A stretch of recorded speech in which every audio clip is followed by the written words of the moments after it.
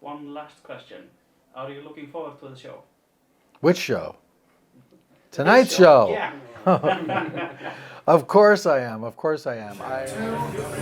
Hallå älskanin, tro ekki hvað tímum líður, síðan vilskinn tómstað, sá hafið rísa í augum þínum.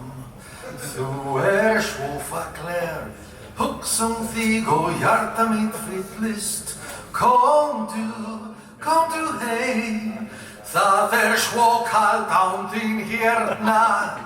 Does that sound like Icelandic at all?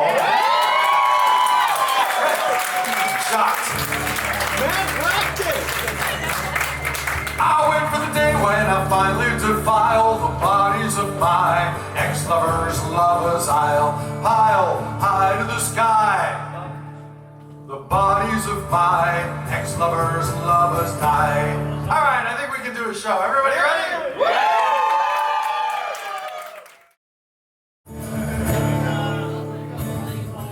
Oh, Summerween Surf is the first album I ever made where I was collaborating with other bands. So already that was a very interesting experience and new and unusual experience for me. I had this idea, I was working on a book called Gothic Life, The Essential Guide to Macabre Style, and there was an entire section about Summerween in that book. And the publishers had asked me if I could illustrate, how I would throw a Summerween party for that chapter. And one of the questions was, what kind of music would you play during a Summerween party? And I thought, well, am I going to play the usual top 40 goth music I play at all the other parties? And I thought, no, of course not. It should be like summery, monster-themed songs. And I knew of a few because I love surf music, spooky surf music, like the theme from the Monsters. And the very best theme from the Monsters I ever heard was from a band called Los Straitjackets. So I thought, well, maybe I could work with them on the record. And before I knew it, I was working with Los Straitjackets and Satan's Pilgrims and Messer Chups, which is one of my favorite spooky surf bands. And then there's some other genres on there as too, like ska. So I did a Monster Mash inspired song with a ska band out of Mexico City called Out of Control Army, and like a horror punk song with my friends Calabrese out of Arizona, a song called Zombie Elvis Cannot Die. So it was really, really a very new experience for me to get to be able to travel, actually, to go play and record with some of these bands. I went to Portland to record with Satan's Pilgrims. I went to Arizona to record with Calabrese. I went to Mexico to record with Out of Control Army. I would have liked to have gone to Russia to record with Messer Chups. But that was not going to be possible. So they, some of those bands that couldn't record live with me recorded remotely. But it was a very, very fun and at 58, when you're making music for 30 years, you don't get a lot of new experiences. So this was a new one for me. It was a lot of fun. Let's make this song slightly more interesting. Oh boy. Let's make it about rectums. What a shitty idea. Oh shit, that's a joke.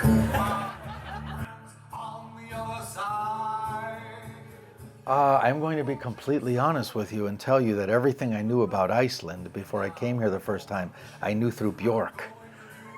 So, Björk and an episode of Space Goes Coast to Coast on Cartoon Network featuring Björk, where they said to her at some point, Björk is going to tell you everything she knows about ice. And she says, and that's quite a lot because I come from Iceland. So I really did not know much about Iceland, to be honest with you. And I don't think I learned a lot about Iceland on my first trip, because when I came, the one and only other time I've ever been here was to perform, and there was not a lot of time for sightseeing. I did get to see some waterfalls, and I did get to get out of Reykjavik for a little bit. But I didn't feel that there was a lot of time to explore the culture. And on this trip, I made amends. So I've really been trying to learn more about the history of Iceland, where the people of Iceland come from, why they came here, and more importantly, why they stayed. It's a beautiful, beautiful, beautiful country. But I hate rain and I hate the cold. So there's two things that Iceland has in abundance. Luckily, the people are warm. So it's a beautiful, beautiful place. I don't love the weather. I'm not going to lie to you about that. I don't love the weather. It's kind of like, England on crack. But other than that, I found it really interesting. And last night, in fact, rather than go out and paint the town red, I watched documentaries about the history of Iceland so that I could know, a little bit more about this beautiful country. That is Dutch, in case you've never heard the Dutch language before. It sounds exactly like a hurdy-gurdy. I love the Icelandic language. I wish I could speak the Icelandic language. I cannot. I can't even read the road signs because if I try to pronounce them phonetically, it's just completely wrong. But again, my introduction to Iceland was through Björk, and when she would sing in Icelandic, it almost didn't matter what she was saying. It's so melodic and so beautiful. It really is a beautiful language. I wrote a song in Icelandic called Halló elskan mín, and I had a lot of help with it, of course. And I hope that I'm not butchering it when I sing it, but people tell me that at least when I'm singing it, that it sounds intelligible as Icelandic.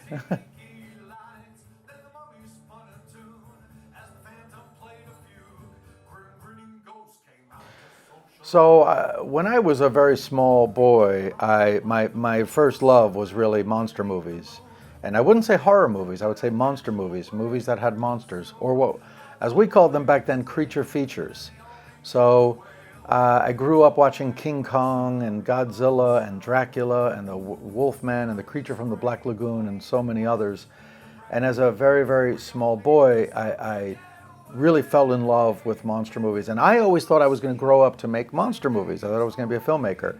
I fell in love with stop motion animation. I got a Super 8 camera when I was about 10 years old, started making stop motion animated films. I ran away from home when I was 17 and I went to New York City and immediately started working as a stop motion animator. So I really honestly believed I was going to become a monster movie filmmaker at some point.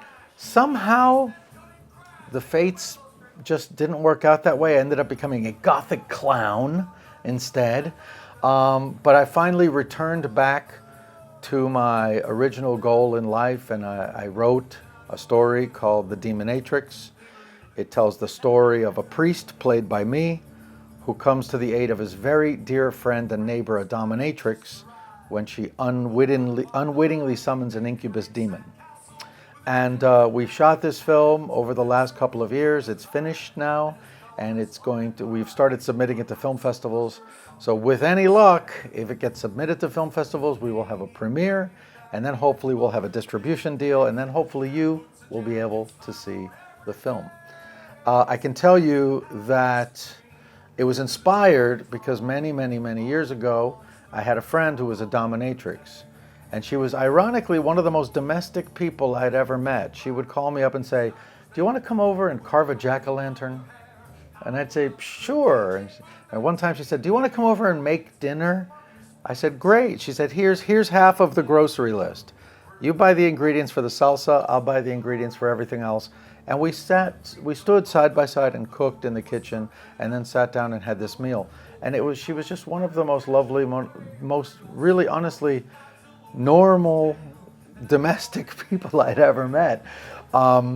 And she lived directly across the street from a Catholic church, and her dungeon was in her home.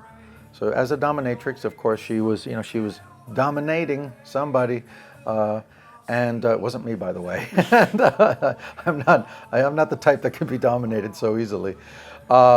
But I used to find it so interesting that there was this house of domination directly across the street from a Catholic church. And I wondered what it must be like, when she walks out and sees the priest and their neighbors and they wave at each other. And that is how the story of the Demonatrix, I should say, came to be. I was in the middle of living a childhood dream. When I was a child, I wanted to be a monster movie director. And I always thought I was going to grow up to make monster movies. I got a Super 8 camera when I was 10. I was making films in my basement. But somehow I ended up becoming a gothic clown. I don't know how that happened. But in any case, last year I finally lived my dream and I made, for the first time in my life, a feature-length horror film. It's called The Demonatrix.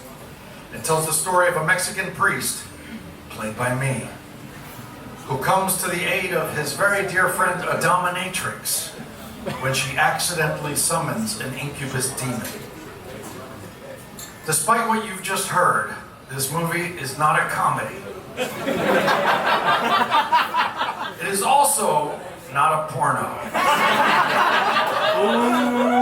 And I know this for a fact, because The Demonatrix is a comedy porno. No, it is. It's a serious horror film. It's a serious horror film. Yoko, you're going to think I'm crazy, but can I get more vocal in the monitors, please? Thank you so much. I know you're going to think this motherfucker's in love with the sound of his own voice. There we go. Thank you. Thank you. Thank you. In any case, The Demonatrix is a serious horror film.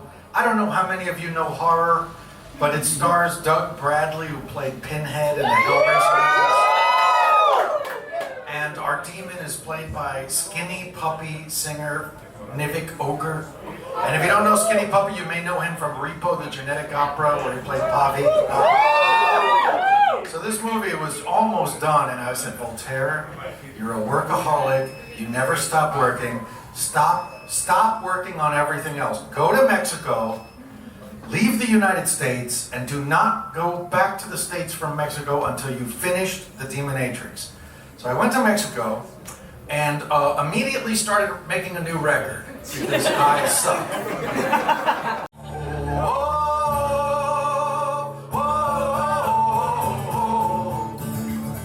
So about 10 years ago, a very talented student from Israel wrote to me and asked if she could use my song The Night for her thesis project, for her college thesis project. She wanted to make an animated music video. And I say yes to all students. I think it's ridiculous. Students have enough to worry about without having to deal with, like paying for music and securing rights and all the legality of that copyright stuff. So I say yes to all students who want to use my music for anything that's academic. And so I said yes to her, of course. And about a year later, she wrote to me. She said, hey, it's finished. I graduated. I got great grades, and I'd like to show it to you. I'm going to put it on YouTube tomorrow. So she showed it to me, and I thought to myself, this is every bit as good as Cartoon Network or Disney. It was really, really spectacular. And I wasn't the only one who thought so, because it went viral. It now has about 59 million views. Of course, that was the song The Night. And she animated this story about these two vampires, which is why she called it Vampair, like a pair of vampires. Duke and a young girl named Missy, who I guess he turns into a vampire. Now they're both vampires.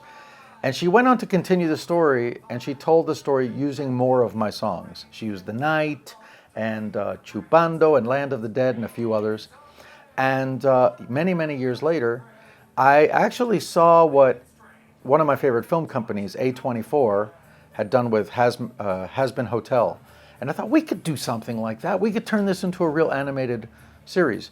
So with Daria's permission, I reached out to my friend Maxwell Adams, who created The Grim Adventures of Billy and Mandy. And he wrote a pilot for us. We did a Kickstarter. It was successful. And now we are officially making a Vampair pilot with the hope, of course, that it will become a full-fledged animated series. On Transylvania's finest beach, the Dracula came to a screech. Out came the count and all his brides. And the sun was not to fear, because they were in Iceland. And other bodies they began to smear. Sunblock 6069. Which show? Tonight's show. Yeah. Of course I am. Of course I am. I don't know what to expect, because it's a little bit of an unusual situation. It's not like a ticketed event where you know exactly how many people have bought tickets. So we don't know if it's going to be 20 people or 200 people. We don't know if everybody there will be there to see the show, or if there'll be 5 people there to see the show and everybody else will be like, I wish this guy would shut up so I can go back to my disco dancing. So I have no idea what it's going to be like. I know that I have some friends in Iceland who will come, and I have heard that some folks are coming from Europe as well. So I suspect one way or the other, I know I'm going to have fun. And when I have fun, the audience usually has fun too. Little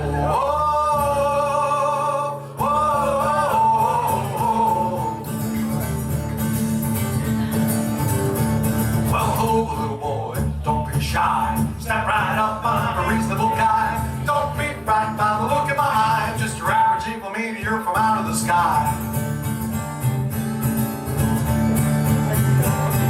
Well, I'm just shy and scared in this place.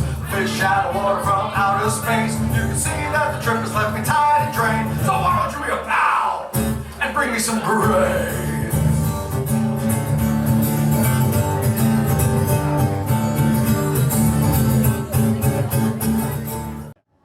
Welcome to Iceland. Thank you. How does it come to be that you're here? The thing is that a few years ago when Voltaire was playing in the United Kingdom, I wanted to attend one of his shows that happened to be on my birthday, but then the COVID broke out and I didn't manage to do that. So I've been waiting since then to come close enough. And now, close to my birthday, because my birthday was yesterday, I happen to be here with Aurelio Voltaire inside in Iceland, Reykjavik. So it's also funny that I got to know about Nordic culture and especially Iceland and Icelandic language and stuff like that through Voltaire's song Halló eskja mín. So it's just one more coincidence that he happened to come here.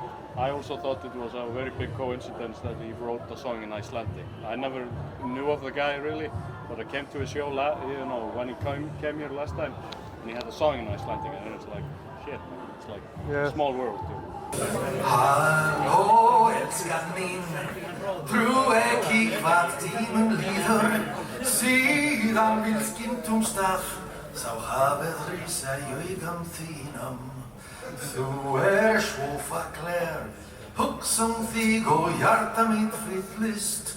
Komdu heim, það svo kalt án þín hérna. Does that sound like Icelandic at all?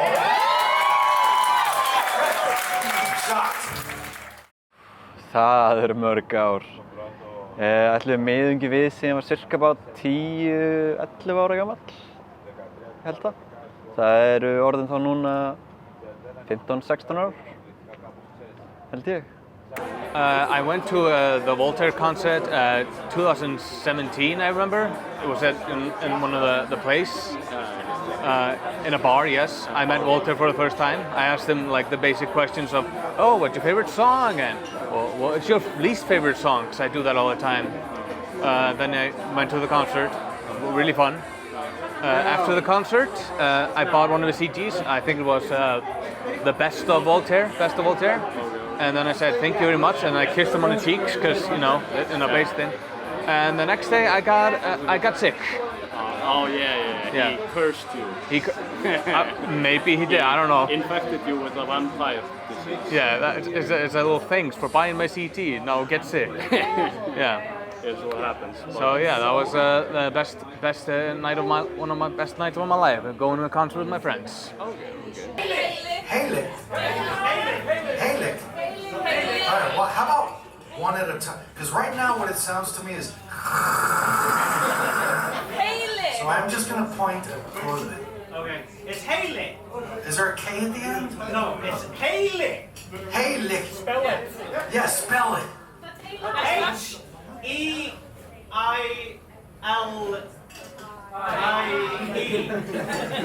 Oh, Haley. You know American Dad's daughter? No girl named Haley. She's dumb as shit. How'd that happen? She's literally named after an Icelandic brain. She's not a genius. She should be a genius. All right.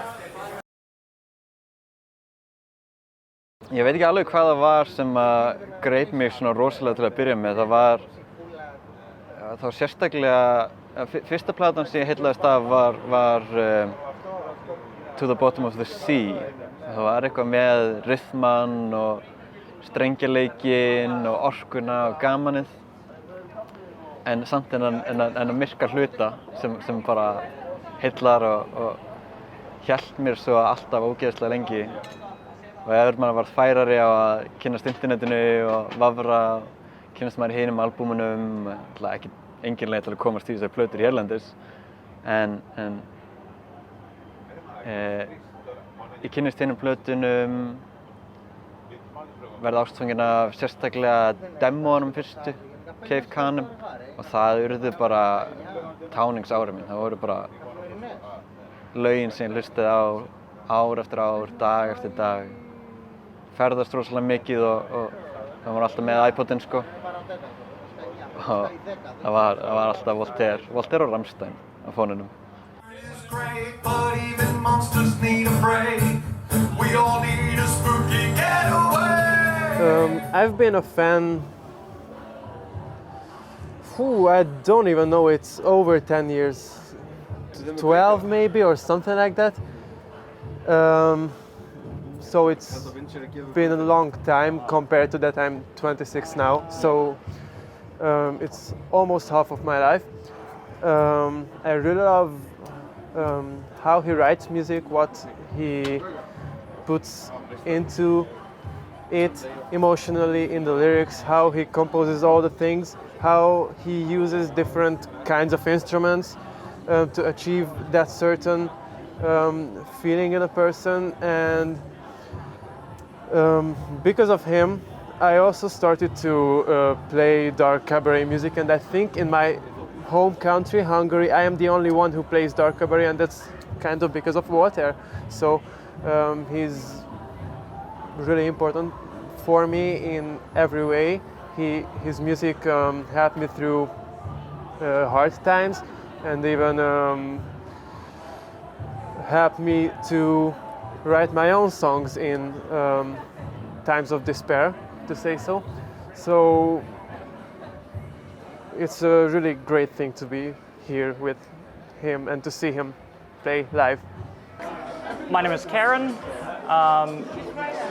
I think I was first introduced to Aurelio Voltaire through a little flash game called AQ Worlds, where he was a regular, seasonal character, and it always included his music. And I discovered a lot of my favorite bands actually through that game, like They Might Be Giants and One Eyed Doll, but Voltaire very much stuck out. And it was always every year when he would come back to the game, it was very, very exciting. Then at some point, I started just listening to his music standalone, and I don't think I can count how many times I've listened to each album. I think I know every single song by heart at this point. And there's so much variety between albums. Some of them are way more serious, the early albums are way more serious, and some of them are just very goofy, silly Halloween music, which is wonderful. There's so much for everyone, really, as long as you like spooky, creepy things. And having now met the man twice in person, he's such a wonderful guy, he's so funny, and there's also that element of humor in everything he does with his art. Not to mention what a goth icon he is. He's I don't know if you can tell, but speaks to me in a way. And I think in particular my favorite song of his has to be Raised by Bats, which is about being an alternative person in a small town with a bunch of people who don't necessarily understand why you are the way you are, which is, I think, the essence of what makes him such a good cultural figure, such a fun musician, is because it is that togetherness, right, of the weirdos and the goths and anyone who loves Halloween, really. And just on the whole, as long as he keeps releasing music, I am going to keep listening to it.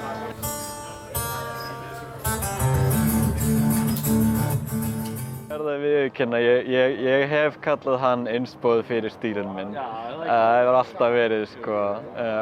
Og líka en káta orkumikla. Þjónar mér rosalega vel í starfi í dag. Ég er leiðsögumaður og að vera skemmtikraftur og skrípalætin að bara gera það gaman fyrir hvern einn. Við erum með svona karakter, Já. ekkert svona distinguished, Já. eccentric. Já, svolítið svoleiðis. Og öllum alltaf velkomandi og alltaf góður. I don't play in Iceland every year, but I should. I'll book you next year. Okay, not 10-year anniversary? So in any case, thank you very much for bringing me up, Kolbo. I appreciate it. Big round of applause for Kolbo. 17, þetta voru mér rosalega merkir tónleikar. Ef má segja stutt að sögu, ég náttúrulega hitti Kolbeinn fyrir mörgum árum og tengdumst Voltaire ástina og það var alltaf á planu hjá mér að fara á Voltaire úti en varð aldrei af. Ég var í vinnu, það var vinnandi á landi, það var frekar hefðbundinn dagur, fer á klósettið í pásunum minni, kíkja á símann og fæ skilaboð frá besta vin.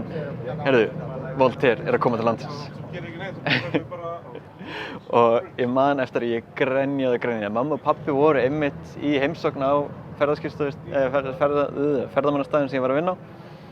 Þannig að þau voru í bátsferð, þegar þau komið tilbaka þá hljóp til með mig og knúsaði og sagði að Voltaire væri að koma til landsins og auðvitað sendi ég skilaboð á Kolbeinn beint og hann svaraði mér því þá að hann sé sökinn fyrir eða valdurinn fyrir því að hann sé að koma og honum að kenna.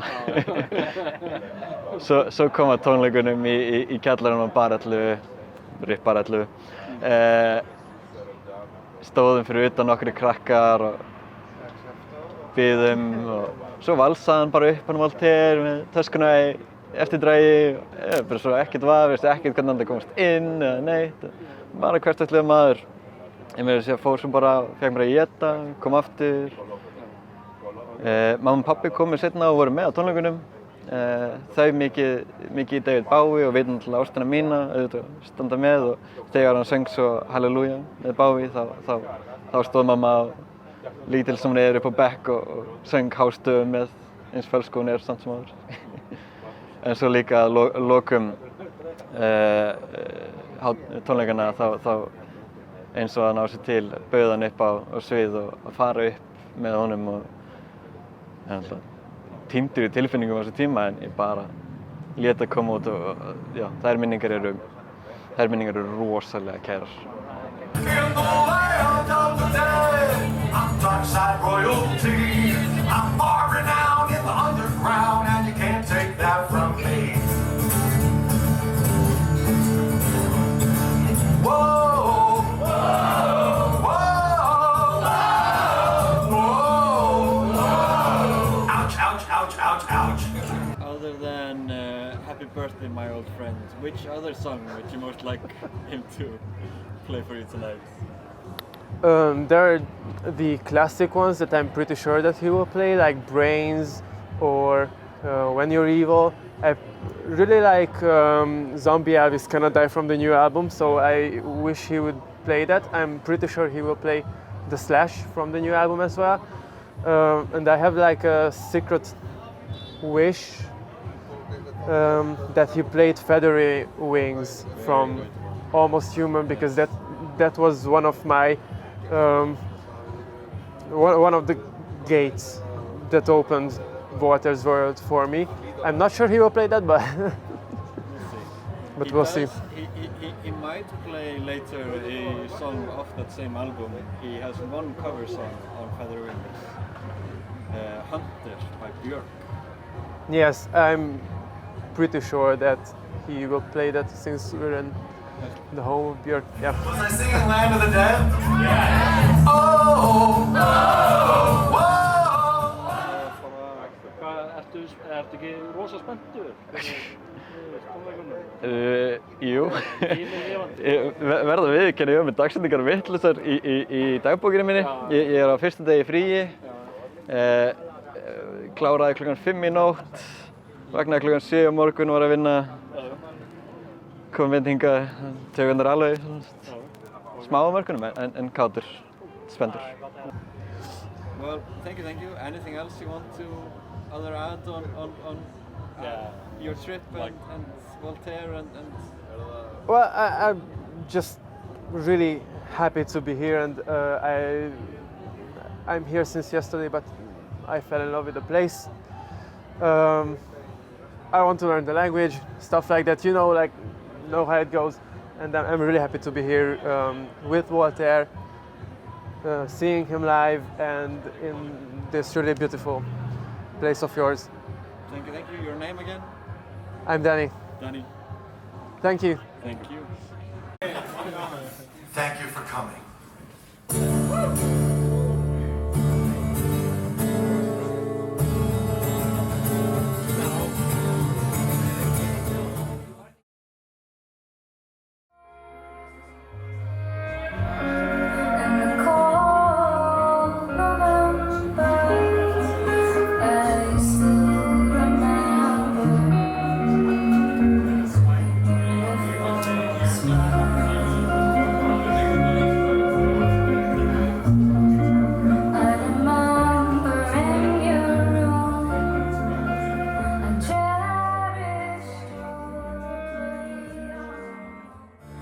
Thank you so much for coming to the only Arctic stop on the Monsters Holiday Tour.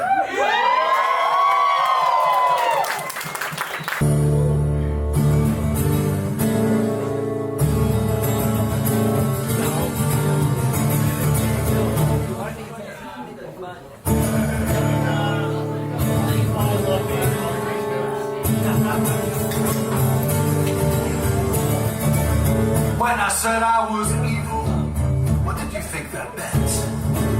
It didn't mean that I was naughty, or haughty, or slightly irreverent. When I said I was evil, what did you think that implied?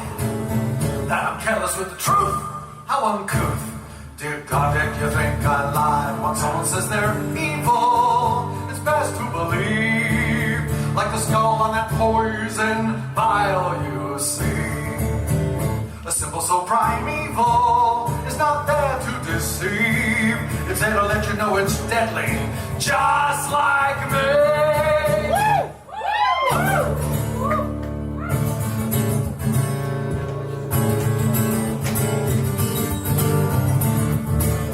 When you're truly evil, it's so much fun. It's kinda like a game where some get fame while you look out for number one. When you're truly evil, you don't care what people think. They might as well be drenched in stench, cause all opinions stink. A hyena tears the flesh of another living being. He does not repent, nor lament. It's the way he was meant to be. And a lioness defends with the deadliest of means. She might do it for the thrill of the kill, or whatever fulfills her needs.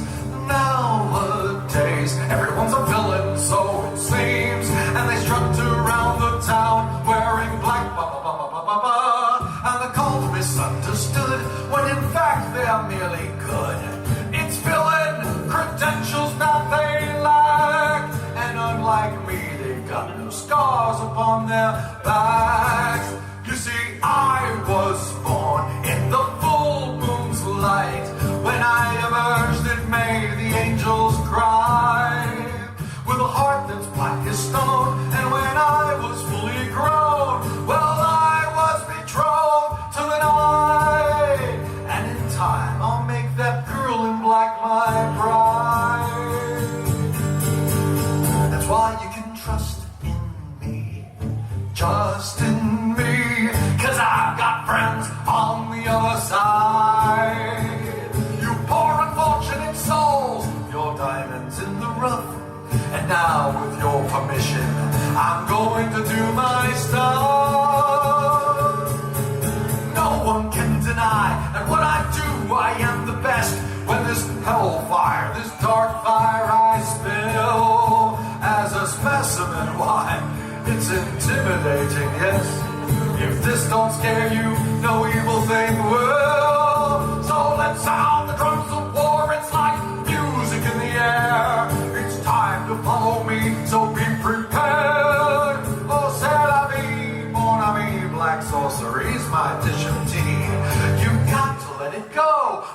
power flurries through the air.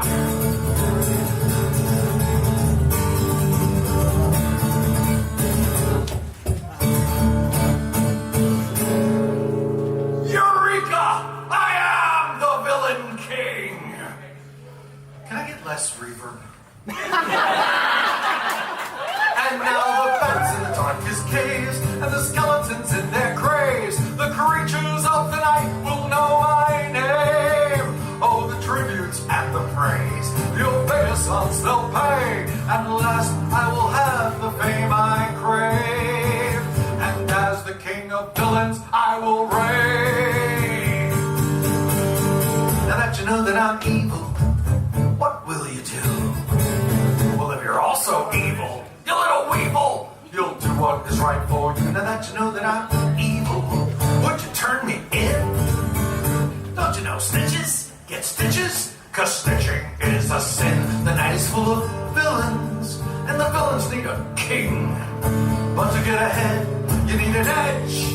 And I've got just the thing with an army of shadows, and the night as my bride. As the king of villains, I will rise. As the king of villains, I will rise. The king of villains will rise tonight.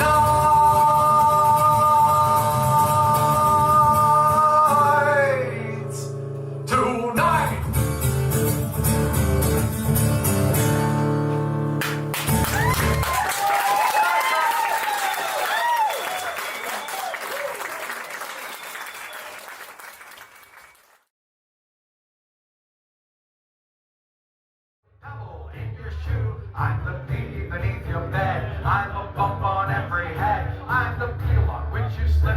I'm a pin in every hip. I'm the thorn in your side. As you wriggle and ride. Why? I'm evil. The devil tips his hat to me. Because I'm evil. I'm evil. I do it all for free. Your tears are all the pay I'll ever need. While there's children to make sad, while there's candy to be had, while there's buckets left to pick, while there's grannies left to trick down the stairs, I'll be there. I'll be waiting round the corner. Some game I'm glad I'm in it, 'cause there's one born every minute. Why? It's so easy when you're evil. I'm evil, apparently. The devil tips his hat to me. I do it all because I'm evil. I'm evil, I do it all for free. Your tears are all the pay I'll ever need. Beelzebub Philharmonic Choir, take it away. I pledge my allegiance to all things dark and high. From this song my damned soul, do as I am told. For Beelzebub has never seen a soldier quite like me. Not only does his job, but does it happily. Let's hear it for them.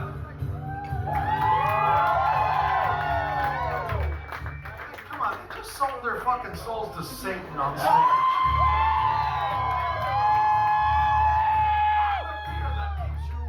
I'm the shadows on the wall. I'm the monsters they become. I'm the nightmare in your skull. I'm a dagger in your back. An extra turn upon the rack. I'm the quivering of your heart. A stunning pain, sudden start. Why?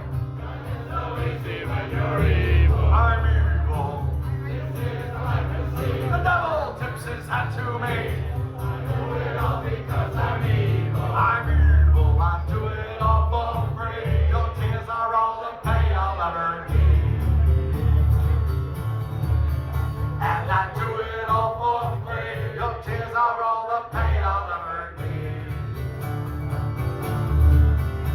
And I do it all for free. Though there is a suggested donation.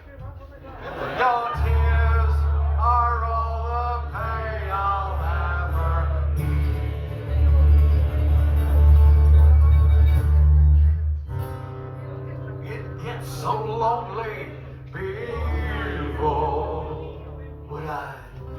do to see you smile, even for a little while. And no one loves you when you're evil.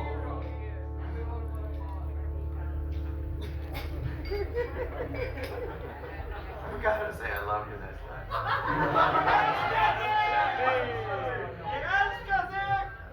What?